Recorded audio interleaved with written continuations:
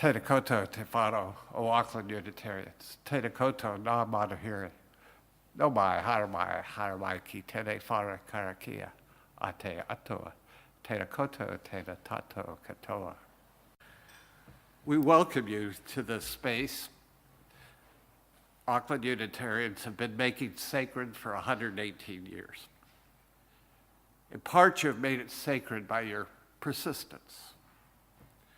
Though you have been warned and given plenty of explanations, reasons to do otherwise, you have persisted to claim a life of joy and justice, to carve out this time, this space for the renewal of your own heart.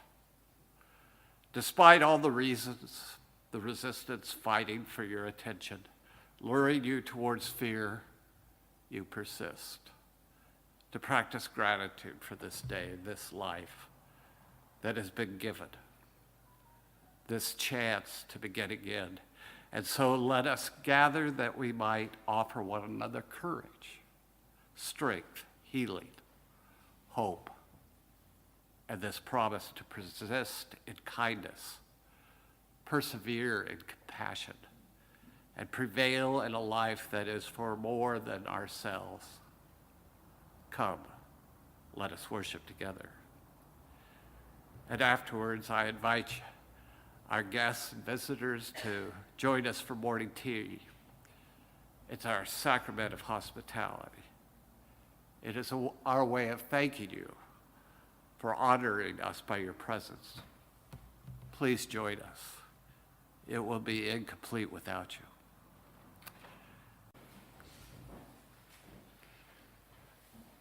My opening words are a poem by Alison Luterman. It's entitled Praise, and she wrote it after the earthquake in Haiti.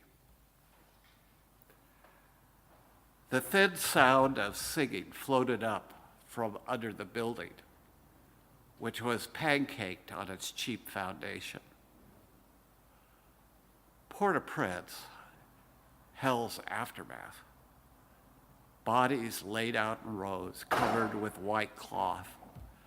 Loaves of death bread for spirits to eat. 100,000 buried overnight in hastily dug ditches because of the heat and the smell. So no one believed she was really alive. This girl trapped under rubble for almost 2 weeks, until a worker heard tunes issuing from twisted rebar and stopped, petrified in disbelief. She was still singing when they pulled her out, skinny as the edge of a sickle moon. I watched on TV from my living room as Darlene Etienne, age 16, was drawn forth from her living tomb, caroling hymns in Creole. How many mornings have I struggled to hush the voice in my brain saying, "You will never find your place in this world"? How many years wrestled the weight of imaginary bricks that would pin me paralyzed to the bed? But this girl sang herself through the enclosed door of the grave, and it opened, and she rose. A miracle. Praise the light. Praise how I hear her voice deep in my own heart now, a thin soprano thread, pulsing with longing.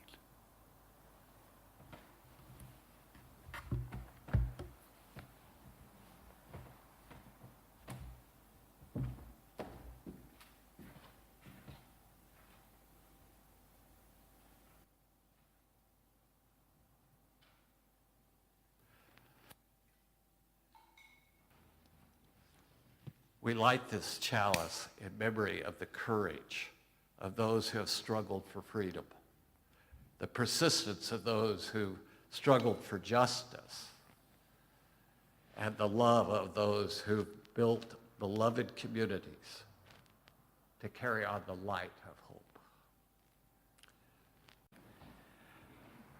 Last Friday was International Women's Day. What better example of persistence is there than women resisting the dehumanizing evils of patriarchy for well over 5,000 years?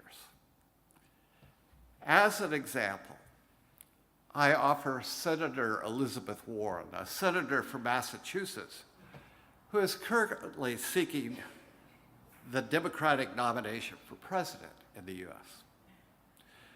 2 years ago, she was a fervent opponent of President Trump's nominee for Attorney General, Senator Jeff Sessions from Alabama.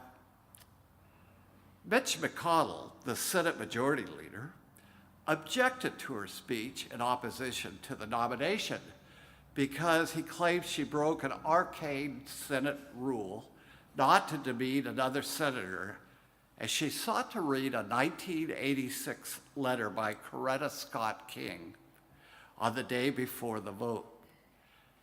King's letter criticized Mr. Sessions, a Republican, when he was up for a federal judgeship, for using the awesome, quote, awesome power of his office to chill the free exercise of the vote by black citizens, unquote, while serving as a United States attorney in Alabama.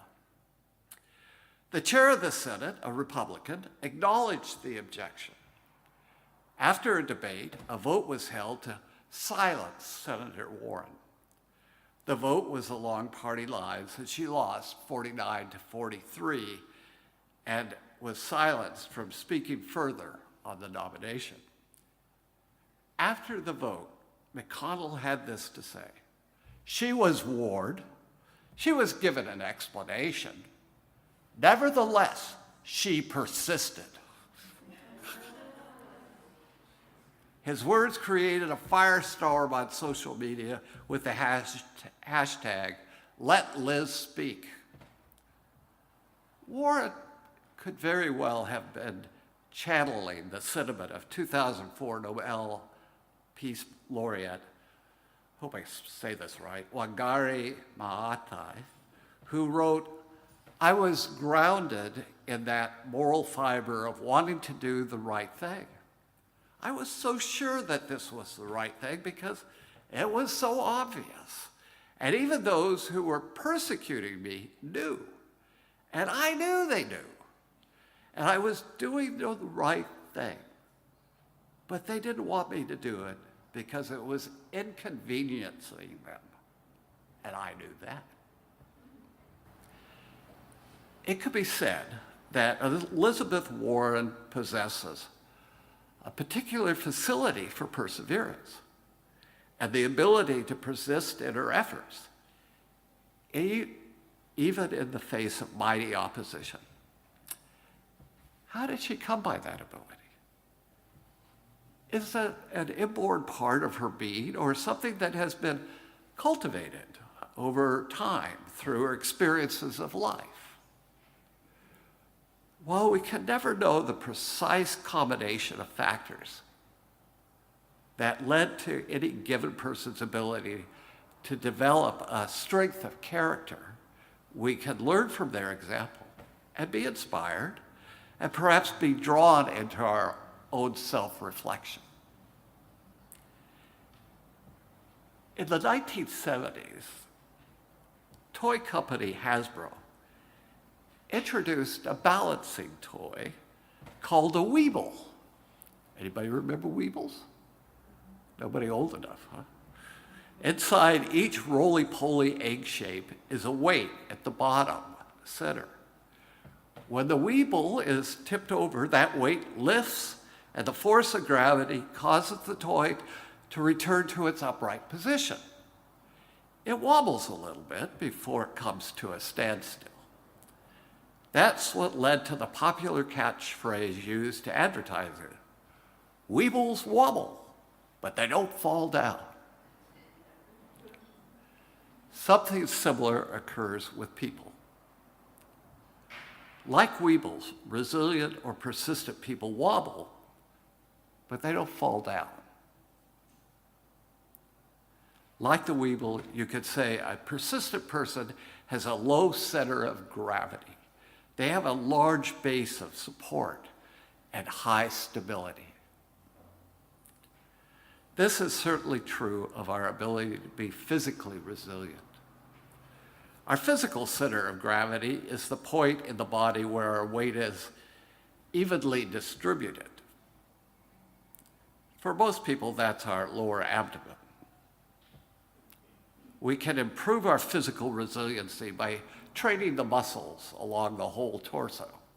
I've got some work to do.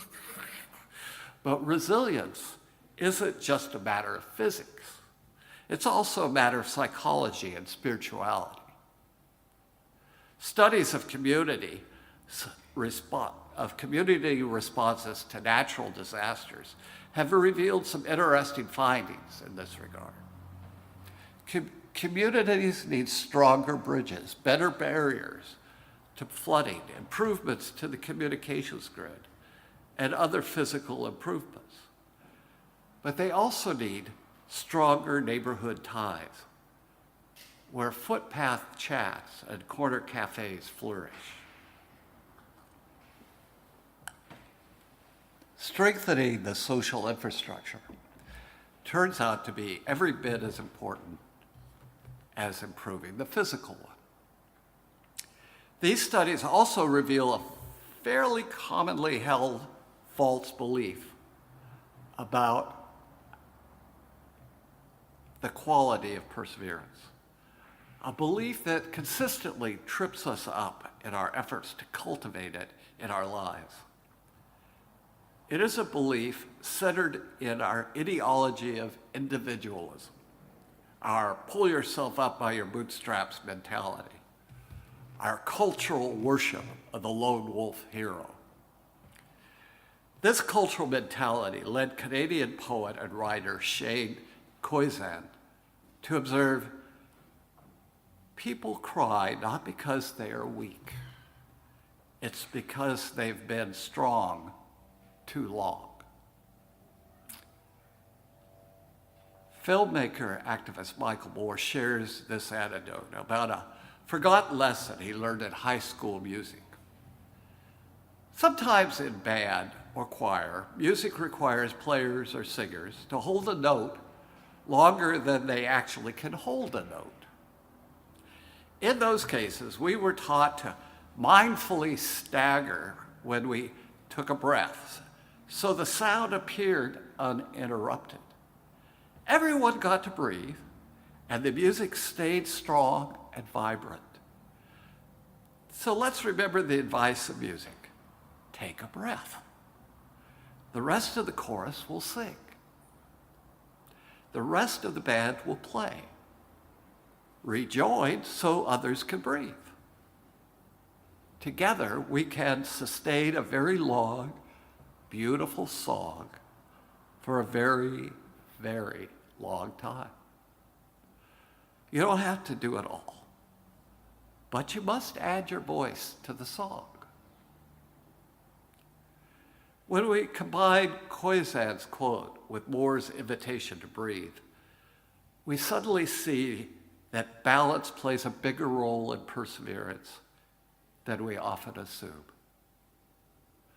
To be a people of perseverance, we are being called not just to grit and strong wills, but to gentleness and self-care.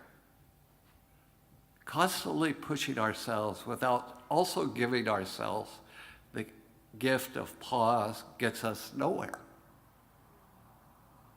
Digging deeper without making time to deepen and fill our wells is a recipe for self-inflicted pain. All of which is to say that maybe vulnerability is the real secret to perseverance. Maybe admitting you're tired and asking for help is the real strength that gets us through. That dominant myth of Sisyphus pushing his rock up that endless hill hasn't done us any favors. We assume that Sisyphus is suffering because his work is endless. But maybe it's his isolation and lack of a place to rest that is his true torment. According to various studies, it turns out that humans in general are designed with the ability to be psychologically persistent. From a psycho-spiritual perspective, we are built like weebles. It is innate. This makes sense because life entails so many stresses and changes, from loss and aging to job changes to births and even happy occasions. Even positive events place stress on us. Just think about when you or one of your children got married. You know, we've heard about bridezillas, but there's also the mother-in-lawzilla. Or think about when that newborn came home from the hospital. Oh, it's so cute. Oh, isn't it adorable? And then you don't sleep for the next 2 years.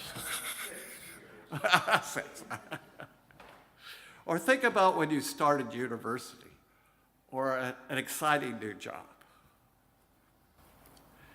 Yeah. If this ability to manage stress were not a part of our makeup, none of us would be able to get through the day. The good news is that persistence is the norm. It isn't something extraordinary or exceptional that some people have and others don't and can't have. The even better news is that we can improve our skills.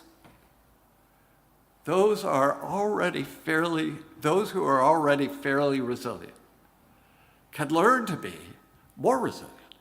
After all, it's not the kind of thing we're likely to have mastered to the point where we wouldn't like to be better at it. Those who are finding themselves to be less resilient and who are struggling to find their center of gravity can be especially hardened. So here's the $64,000 question. If you don't remember Weebles, you don't remember that show either. How do we become more resilient? How do we lower our center of gravity?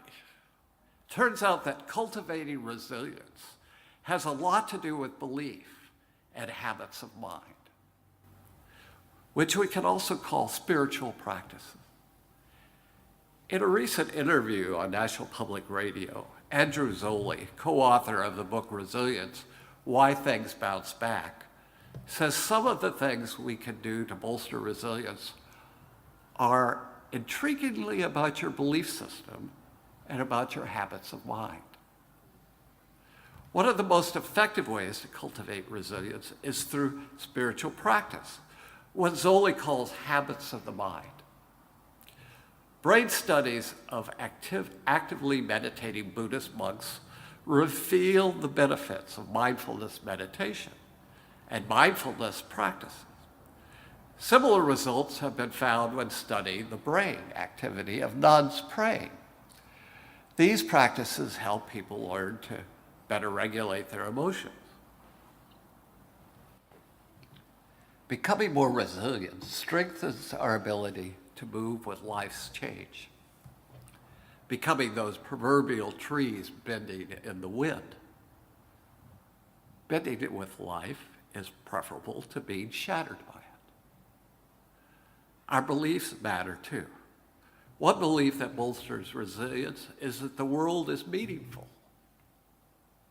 It includes being committed to finding a meaningful purpose.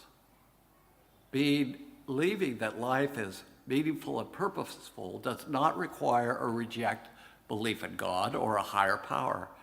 It does not require a set way of understanding God or the divine. This fits well with our diverse Unitarian theological framework. For humanists, this meaning-making may be understood to be completely at the hands of humans. For theists, the sense of meaning and purpose may be understood to derive from God, who instills the universe with meaning and from whom we receive our call to purpose. This might include the understanding that God created the world and cares about what happens to us. Many individuals find great comfort and support in this image of the divine. When we are able to find meaning in life, we are less likely to feel distress about disturbing events. We are more likely to be optimistic and confident. Belief in a meaningful existence is expressed in the Unitarian principle that calls us to the free and responsible search for truth and meaning. It's also expressed in our encouragement to spiritual growth. Another focus of resilient individuals is on making the world a better place. Those who have successfully weathered change and received the help and support of others recognize how essential our relationships and communities are to our own ability to survive. Unitarians hold a strong ethic of justice seeking and service. We seek to build a better world. Our principles express this commitment in our affirmation of the worth and dignity of every person and our call for justice, equity, and compassion in human relationships. We are called to respect each other's persons' human rights and work to protect those rights. Helping others is good for the world and also improves our own well-being. Those who want to improve their ability to bounce back might do well to lend a helping hand. It probably won't surprise many of you to learn that believing we can influence our surroundings and outcomes is another key to human persistence. This is a belief in human agency and that we have some control over our own choices and outcomes. In other words, we are participants in life, not pawns. We don't have control over everything, but we do have a voice and a hand in creating the world we want for ourselves and others. This is a pretty fiercely held value among Unitarians. When asked to identify themselves along a scale of freedom to determinism, most Unitarians will be found tightly huddled at the freedom end, maybe even competing to be at the most extreme end of it. This doesn't necessarily exclude God from the picture, but it does suggest that humans are at the very least co-creators in events.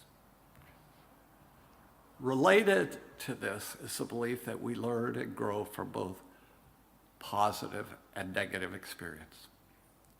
Albert Einstein said it this way: in the middle of difficulty lies opportunity.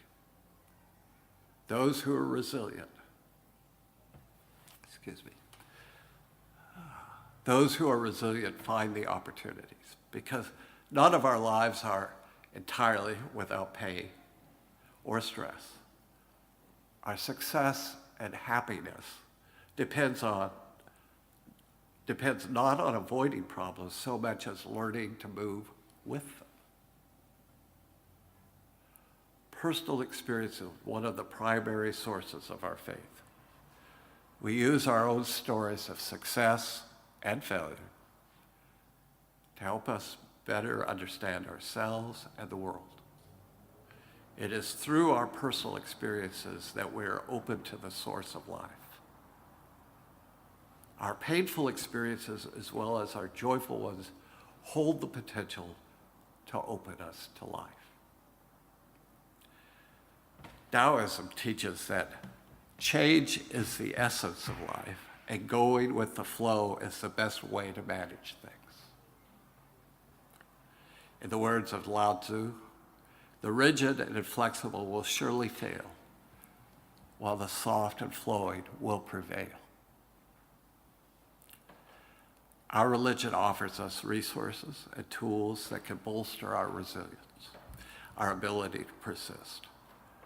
This includes our principles and sources of faith, as well as our embrace of spiritual practices of prayer and meditation that foster mindfulness.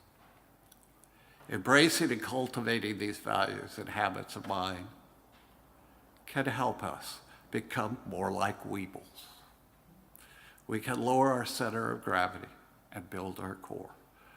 We're all going to wobble from time to time, but we can learn how to get back up, how to be more open to life, because weebles wobble and they never fall.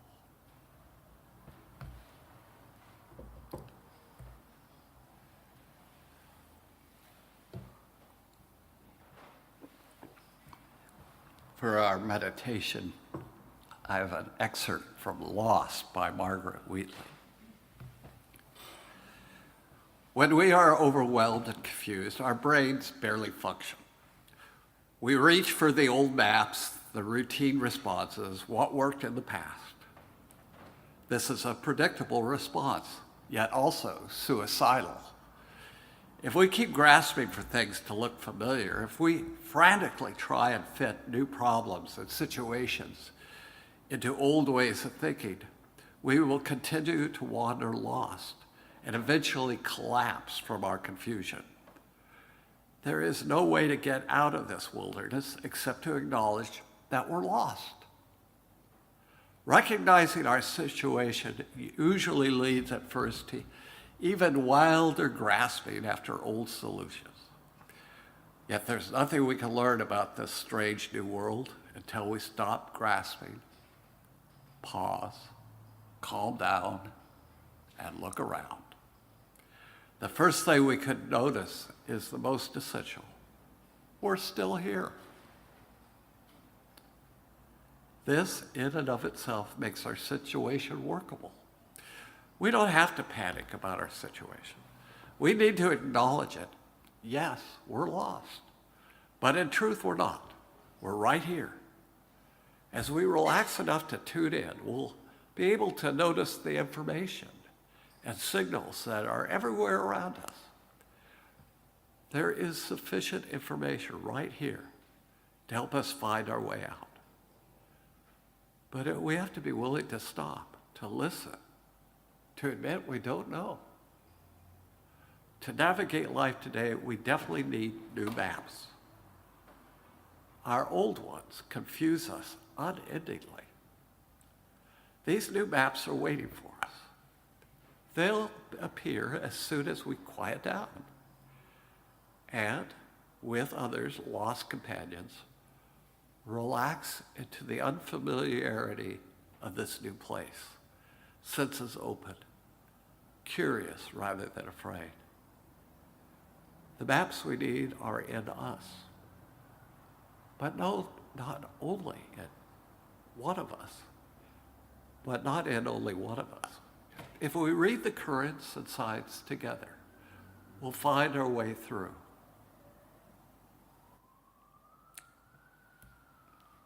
Think about that for a minute.